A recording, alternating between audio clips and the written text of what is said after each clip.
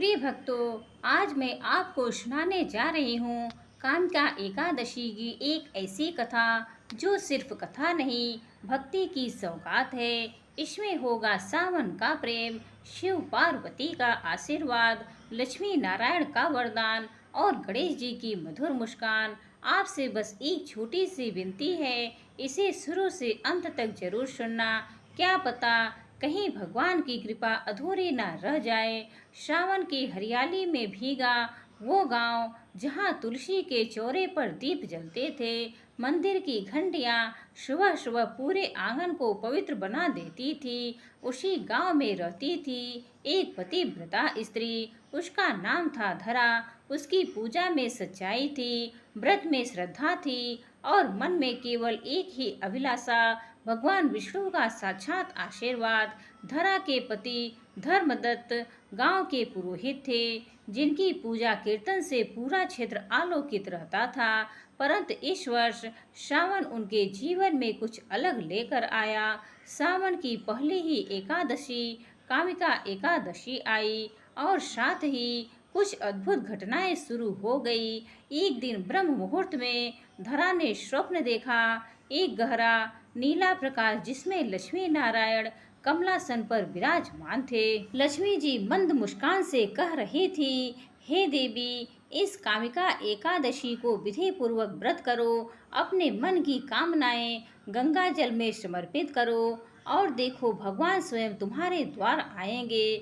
धरा घबरा गई, उठी और भागकर शिव मंदिर पहुंची। वहां शिव जी और पार्वती माँ की प्रतिमा थी। उसने वहीं बैठकर प्रार्थना की, हे भोलेनाथ, यदि यह संकेत सत्य है तो मुझे मार्ग दिखाइए, कहीं मैं कोई भूल ना कर बैठूं।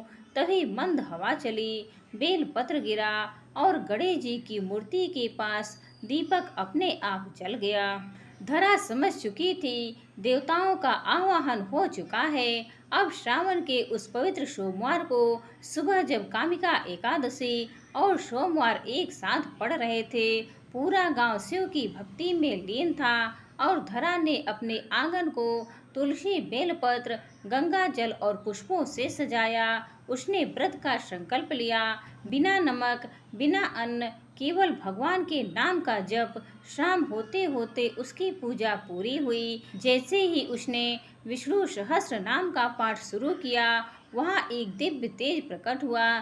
सामने शिव पार्वती स्वयं प्रकट हुए, शांत सुंदर सौम्य। उनके साथ लक्ष्मी नारायण भी विराजमान थे और पीछे पीछे आते बाल गणेश। धरा की आंखें छलक उठी। क्या यह सपना था? नहीं, यह कामिका एकादशी की महिमा थी। लक्ष्मी जी ने मुस्कुराकर कहा, हे देवी, तूने न केवल व्रत किया बल्कि उसे प्रेम से जिया। इस सावन में तूने जितनी भक्ति से विष्णु की आराधना की है, उससे स्वयं त्रिलोकीनाथ प्रसन्न हुए हैं। शिव जी बोले, जिस व्रत में प्रेम होता है, नियमों से भी बढ़कर श्रद्धा होती है, वहाँ ईश्वर स्वयं खींचे चले आते हैं। कामिका एकादशी वही दिन है जब मनुष्य केवल संकल्प नहीं, संपूर्ण आत्मा से ईश्वर से जुड़ता है। और फिर उस क्षण धरा ने देखा कि उसका आंगन कमलों से भर गया है। तुलसी के पत्ते स्वयं झूम उठे हैं और गगन से वर्षा की कुछ बूंदें प्रेम बनकर बरसने लगी। धरा की आंखों के सामने जो दृश्य था, वह किसी साधारण मनुष्य के लिए सहना कठिन था। लक्ष्मी नारायण की मोहक छवि, शिव पार्वती की सौम्यता और गणेश जी की बाल मुस्कान सब मिलकर उस आंगन को दिव्यता से भर रहे थे। धरा अपने आप को रोक नहीं पाई। उसने भाव विभोर होकर उनके चरणों में शीश झुका दिया। शिव जी ने उसे आशीर्वाद दिया, धरा, तू केवल एक व्रती स्त्री नहीं, तू वह साधिका है जिसने इस कामिका एकादशी को उसका सच्चा स्वरूप दिया है। व्रत का उद्देश्य ईश्वर को प्रसन्न करना नहीं, बल्कि स्वयं को निर्मल बनाना है, और तू यह कर चुकी है। लक्ष्मी जी आगे बढ़ी और धरा की मुरझाई कलाई पर एक कमल पुष्प की रेखा खींच दी। यह रेखा अब से हर उस स्त्री को सौभाग्य देगी जो सच्चे मन से कामिका एकादशी का व्रत करेगी। उस घर में अन्न, धन, प्रेम और संतोष कि कभी कमी नहीं होगी। और तभी बाल गणेश आगे बढ़े और बोले, माँ, मैं तुम्हारे घर में रहने आ गया हूँ। जहाँ माँ की भक्ति सच्ची होती है, वहाँ पुत्र रिद्धि सिद्धि संग निवास करता है। अब यह घर केवल एक गृहस्थ स्थान नहीं रहा, यह एक मंदिर है। इतना कहकर गणेश जी धरा की गोद में बैठ गए। आंसुओं की धारा में भीगी धरा ने उन्हें माँ की तरह गोद में झुलाया। मन में गूंजती रही एक ही बात, क्या व्रत का इतना सुंदर फल होता है। श्रावण की बारिश अब और तेज हो गई थी, जैसे स्वर्ग भी इस पल को निहार रहा हो, जैसे घटाएं भी इस आंगन में रम गई हो। तुलसी के पत्ते हवा में नाच रहे थे और आकाश से इंद्रधनुष उतर कर प्रतीत होता था, मानो स्वयं नारायण का आभा मंडल धरा के चारों ओर फैल गया हो। और फिर नारायण बोले, हे साध्वी, इस व्रत की कथा को केवल तू ही नहीं, आने वाले युगों में भी उन सभी बहनों तक पहुंचाना जो सच्चे मन से मेरी भक्ति करती हैं। कामिका एकादशी केवल एक दिन नहीं, यह वह संकल्प है जिसमें हर स्त्री, हर मन ईश्वर से एक नई शुरुआत करती हैं। धरा ने वचन दिया, प्रभु, मैं इस कथा को संसार भर की बहनों तक पहुंचाऊंगी, ताकि उन्हें भी आपकी कृपा का अनुभव हो। वही दिन था जब कामिका एकादशी केवल पूजा का पर्व नहीं, प्रेम और परमात्मा के मिलन का प्रतीक बन गया। अब धरा के जीवन में चमत्कार एक के बाद एक घटने लगे। उसका घर प्रसन्नता से भर गया, रोग दूर हो गए, पति का यश बढ़ गया और आसपास के लोग भी उससे प्रेरणा लेकर व्रत करने लगे। सावन के हर सोमवार को वह तुलसी में दीप जलाकर यह कथा सुनाया करती। बहनों, धरा की गोद में बैठे बाल गणेश अब उसके आंगन का अभिन्न हिस्सा बन चुके थे। उसका घर अब साधारण नहीं रह गया था। वहाँ हर सुबह शंखनाद होता, हर संध्या दीप मालाएं सजती और हर कोने से भगवान का नाम निकलता।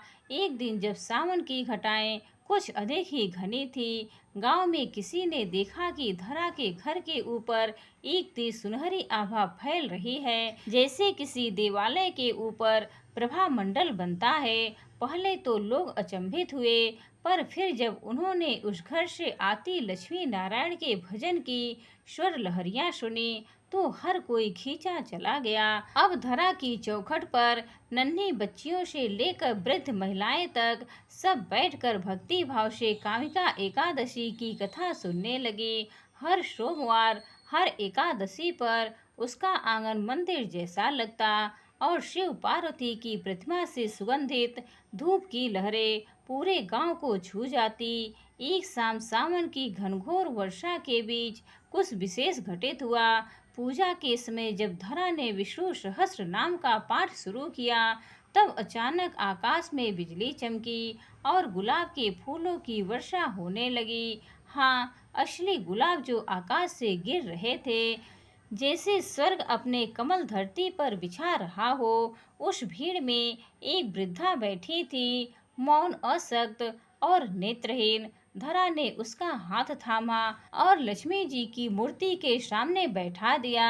बोली, हे माँ लक्ष्मी, यदि मेरी श्रद्धा में सच्चाई है तो इस माता की आंखें लौटा दीजिए। यह कामिका एकादशी उस कृपा की गवाही बने। और तभी जैसे किसी अदृश्य करुणा ने उस वृद्धा की आंखों को छू लिया। उसने धरा को देखा, रोशनी को देखा और हाथ जोड़कर कहा, मैंने पहली बार इस जीवन में सचमुच ईश्वर को देखा है, तेरे रूप में बेटी। इस घटना के बाद तो पूरा गांव बदल गया।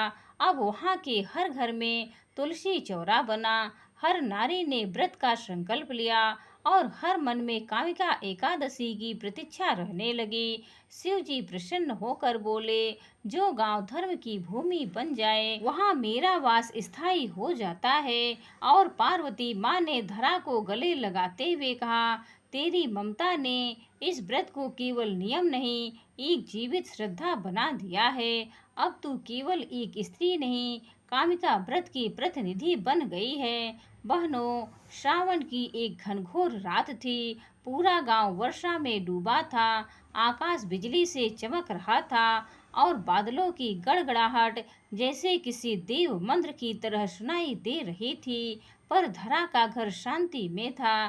तुलसी चौरे के पास दीपक मंद मंद जल रहा था और उसके भीतर एक अनोखा प्रतीक्षा का मौन था, जैसे कोई ईश्वरीय उपस्थिति बस आने ही वाली हो।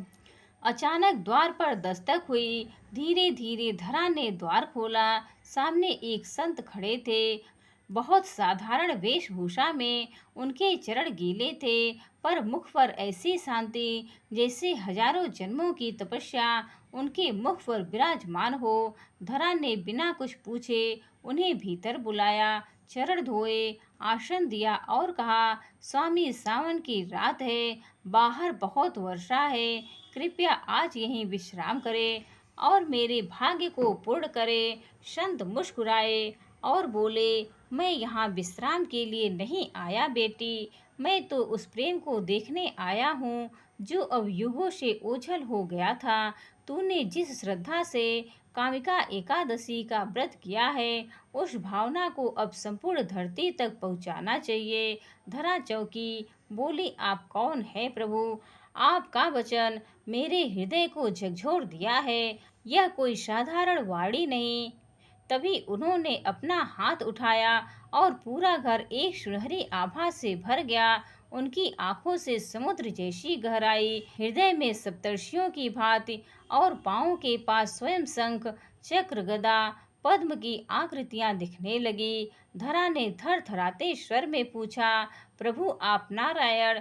और अगले ही पल वो संत का रूप मिट गया और सामने भगवान विष्णु स्वयं चार भुजाओं में प्रकट हो गए। उनकी एक भुजा में शंख था, एक में चक्र, एक में गदा और एक में पद्म, और उनके चरणों में स्वयं माँ लक्ष्मी आकर बैठ गई। सारा आंगन फिर से दिव्यता से भर गया। भगवान ने कहा, धरा, आज मैं तुमसे प्रसन्न हूँ। तेरा प्रेम, तेरी सेवा, तेरी कथा सब कुछ इतना सच्चा है कि मैं स्वयं धरती पर आने को विवश हो गया। कामिका एकादशी को अब से धरा व्रत भी कहा जाएगा, क्योंकि तूने इसे पुनः जागृत किया है। वो क्षण पूरे गांव के लिए इतिहास बन गया। शिव पार्वती भी प्रकट हुए।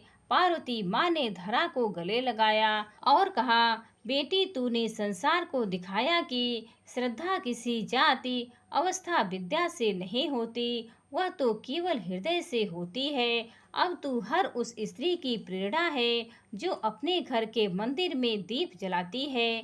गणेश जी आगे आए और मुस्कुराते हुए बोले, माँ, आज से हर बच्चा जब कामिका एकादशी की कथा सुनेगा तो तेरा नाम लेकर बोलेगा, माँ धरा जैसी श्रद्धा चाहिए। बहनों, रात्रि का समय था, पर धरा के घर का आंगन अमृत ज्योतियों से उज्जवल हो रहा था। भगवान विष्णु स्वयं सामने विराजमान थे। लक्ष्मी जी उनके चरणों में और शिव पार्वती एक दिव्य मुस्कान लिए उनके बगल में खड़े थे। बाल गणेश कभी धूप के पास खेलते, कभी तुलसी की पत्तियों चुनते, जैसे कि कोई देवी की छोटी सभा हो। उसी क्षण नारायण ने धरा को पास बुलाया। उनकी बाणी शहद जैसी मधुर थी और उन्होंने कहा, धरा, जो मैं अब तुझे बताने जा रहा हूँ वह केवल तेरे लिए है, ताकि तू इसे अपने जैसी उन स्त्रियों तक पहुँचा सके जो सच्चे मन से व्रत करती हैं पर विधियों को नहीं जानती। यह कामिका एकादशी की एक गुप्त विधि है जो किसी ग्रंथ में नहीं, केवल भक्ति की गहराई में मिलती है। धरा ने हाथ जोड़ ली। अपने भाग्य पर विश्वास ही नहीं कर पा रही थी। नारायण ने उसे सिखाया। कामिका एकादशी की संपूर्ण कृपा पाने के लिए उस दिन रात्रि में तुलसी का एक पत्ता चांदनी के नीचे रखकर भगवान विष्णु के नाम का जाप करना चाहिए। ओम नमो भगवते वासुदेवाय। यह मंत्र 108 बार उसी पत्ते को देख कर बोलो। तुलसी देवी उस मंत्र को अपने हृदय में ले जाकर विष्णु तक पहुंचा देती हैं। व्रत के दिन केवल अन्न न खाना ही व्रत नहीं, मन का व्रत, बाड़ी का व्रत और दृष्टि का व्रत भी हो। मन में किसी के लिए कटुता ना हो, बाणी से किसी का दिल ना दुखाओ और दृष्टि से किसी को तुच्छ ना समझो। यही व्रत की पूर्णता है। कामिका का अर्थ ही होता है इच्छा को ईश्वर में समर्पित करना। जो इच्छा में ही प्रभु देखे उसकी हर इच्छा पूरी होती है। धरा की आंखों में अश्रु आ गए। उसने वह तुलसी पत्ता अपने हृदय से लगाया और संकल्प लिया कि वह यह गुप्त विधि सभी बहनों तक पहुंचाएगी। पर उसकी पवित्रता से जैसे आज उसे मिली है। बाहर श्रावण की फुहारें अभी भी धीमी धीमी बरस रही थी, जैसे स्वर्ग भी इस रहस्य की गवाही दे रहा हो। शिव जी बोले, धरा आज तू केवल एक व्रती नहीं रही, तू अब वह धारणी बन गई है जो व्रत की आत्मा को धारण करती है। तूने धर्म को फिर से जीवित किया है। पार्वती माँ मुस्कुराई और बोली, बेटी एक स्त्री जब सच्चे भाव से व्रत करती है तो उसका घर मंदिर बन जाता है और वह स्वयं देवी का रूप धारण कर लेती है। तेरी जैसी बहनों से ही संस्कारों की परंपरा आगे चलती है। बहनों, आंगन में दिव्यता उतर चुकी थी। श्रावण की मधुर रात और दीपों की रेखा के बीच बैठी धरा अब कोई साधारण स्त्री नहीं रही थी। वह साक्षात भक्ति की मूर्ति बन चुकी थी और उसका मन भाव विभोर था, जैसे वह स्वप्न देख रही हो। भगवान नारायण ने स्नेह से उसे देखा। उनकी दृष्टि में करुणा भी थी, आग्रह भी और एक गहरा रहस्य भी छिपा था। उन्होंने कहा, धरा तूने जो व्रत किया, जो श्रद्धा दिखाई, वह हर पृथ्वी के संतुलन को संभालने के लिए पर्याप्त है। लेकिन अब मैं तुमसे एक वचन चाहता हूँ, एक ऐसा संकल्प जो युगों तक कहे और अगली पीढ़ियों को भी धर्म से जोड़ता रहे। क्या तू तैयार है? धरा ने बिना झिझक के हाथ जोड़ लिए। प्रभु, मैं आपकी हूँ। मेरे प्राणों में अब केवल आपकी इच्छा है। कहिए क्या वचन दूँ? विष्णु जी बोले, यह संसार हर युग में भ्रमित होता रहेगा। लोग पूजा करेंगे पर भावना खो देंगे। लोग व्रत करेंगे पर केवल फल के लिए। मैं चाहता हूँ कि तू अपने जीवन का शेष भाग सिर्फ इस एक काम में समर्पित कर दे। तू कथा कहे पर उस भावना के साथ जैसे तूने स्वयं ईश्वर को अनुभव किया हो। हर एक स्त्री जो तुझे सुने वह तेरे शब्दों से ईश्वर को स्पर्श करे। तू उन्हें न केवल कथा सुनाए बल्कि व्रत की आत्मा उन्हें सौंप दे, ताकि जब वे उपवास करें तो वह खाली पेट नहीं बल्कि भरपूर प्रेम और समर्पण से करें। धरा की आंखों में आंसू बह चले।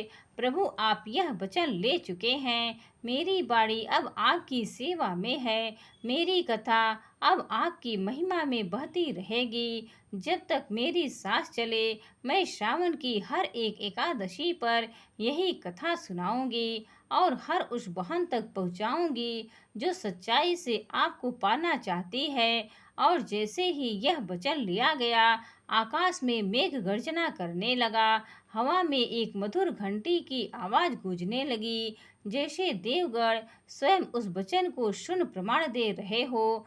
शिव जी ने मंद मुस्कान से कहा, अब यह व्रत केवल कामिका नहीं, करुणा और कृपा का भी प्रतीक बन गया है। एक स्त्री का प्रेम युगों को बदल सकता है और तूने यह सिद्ध कर दिया।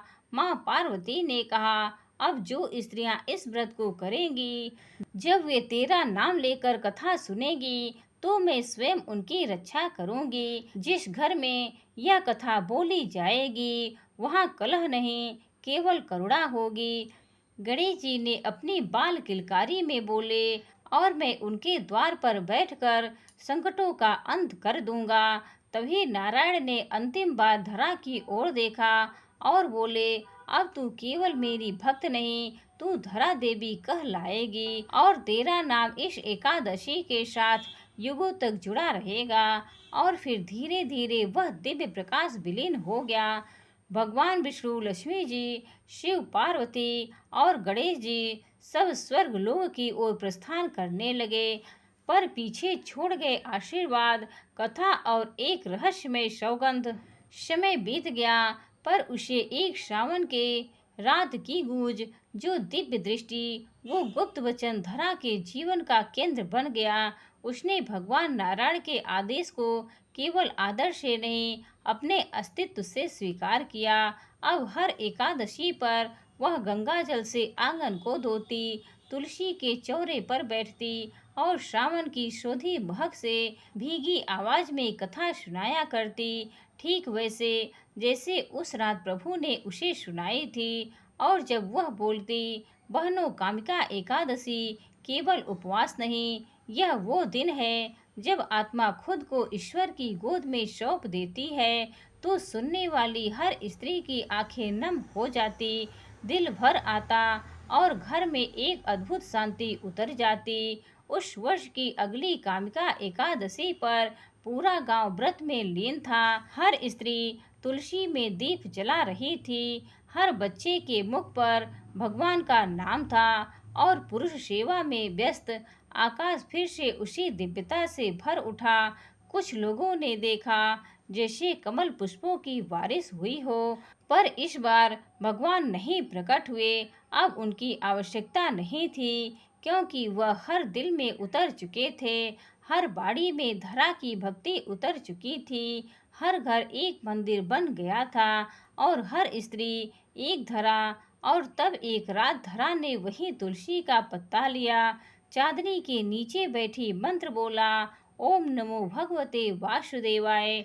और उस अंतिम बार बोलने के बाद उसकी आंखें स्वतः बंद हो गई, जैसे वह ईश्वर की गोद में समा गई हो।